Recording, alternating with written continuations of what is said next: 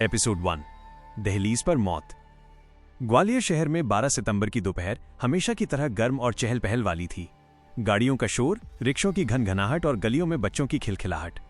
लेकिन नादीगेट इलाके की एक गली में दोपहर के करीब 1 बजे का समय अचानक थम सा गया। लोग अपनी दुकानों और घरों में व्यस्त थे, तभी हवा में गोलियों की आवाज गूंजी। धड़ाम धड़ाम धड़ाम। शुरू में तो लोगों को लगा कि किसी शादी समारोह में पटाखे छूट रहे हैं, लेकिन जब एक के बाद एक गोलियां गूंजती रहीं तो सबका ध्यान उस ओर गया। सड़क पर एक महिला, नंदिनी परिहार, लहूलुहान होकर पड़ी थी। उसके कपड़ों पर खून के धब्बे फैलते जा रहे थे और वो दर्द से तड़प रही थी।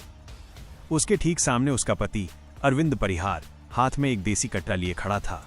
वो लगातार गोली दाग रहा था, मानो उसका निशाना सिर्फ और सिर्फ अपनी पत्नी थी। आसपास के लोग भय और दहशत से अपनी अपनी जगह पर दुबक गए। किसी की हिम्मत नहीं हुई कि वो मदद के लिए आगे बढ़े। अरविंद की आंखों में न कोई गुस्सा था, न कोई पछतावा, बस एक अजीब सी खालीपन और एक ठंडी शांति थी। 4 गोलियां नंदिनी के शरीर में समा चुकी थीं। 5वीं गोली हवा में छूट गई और सड़क पर एक निशान बना गई। नंदिनी की सांसें उखड़ रही थीं, उसकी आंखें खुली थीं, मानो वो आखिरी बार किसी से कुछ कहना चाह रही थी। लेकिन कोई भी उसके पास जाने की हिम्मत नहीं कर रहा था। अरविंद अभी भी हाथ में हथियार लिए खड़ा था। लेकिन फिर जो हुआ उसने सभी को और भी हैरान कर दिया। गोलियां चलाने के बाद अरविंद भागा नहीं। वो नंदिनी की लाश के पास गया और चुपचाप बैठ गया। उसने अपने जेब से मोबाइल निकाला और फेसबुक पर लाइव चला दिया। कैमरे के सामने उसका चेहरा एकदम शांत था। उसने बोलना शुरू किया। उसकी आवाज में न कोई हिचक थी, न कोई कंपकंपी। अब मुझे सुकून मिल गया है। रोज रोज की किचकिच से छुटकारा पा लिया। मेरी पत्नी ने मुझे इतना परेशान कर दिया था कि अब और बर्दाश्त नहीं कर पा रहा था। उसकी ये बातें सुनकर वहां मौजूद लोग सिहर उठे। ये सिर्फ एक पल का गुस्सा नहीं था, बल्कि एक गहरी पीड़ा थी जो अरविंद के भीतर सालों से पनप रही थी। ये एक ऐसा फैसला था जिसका अंत उसने सिर्फ मौत में देखा। थोड़ी देर में पुलिस की गाड़ी सायरन बजाते हुए मौके पर पहुंची।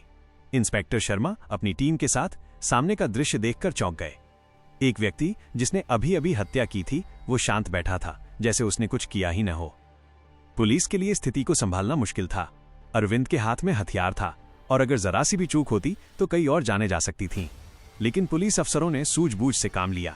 उन्होंने धीरे धीरे अरविंद को घेरा और आखिरकार उसे पकड़ लिया। अरविंद ने गिरफ्तारी का कोई विरोध नहीं किया। वो चुपचाप पुलिस की गाड़ी में बैठ गया। उसके चेहरे पर वही सुकून था, मानो उसने एक भारी बोझ अपने कंधों से उतार फेंका हो। इधर सड़क पर नंदिनी की लाश को देखकर लोग कांप रहे थे।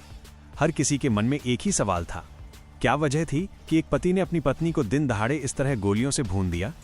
इस खूनी अंत के पीछे एक गहरा राज छिपा था, जिसे पुलिस की पूछताछ और जांच में ही सामने आना था।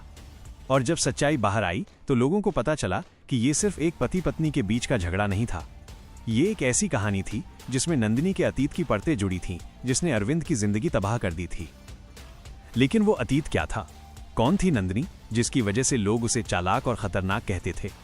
इस मर्डर के पीछे की पूरी कहानी और क्या राज छिपे थे, ये हम जानेंगे अगले एपिसोड में। यदि वीडियो पसंद आई हो तो सब्सक्राइब कर देवें। धन्यवाद।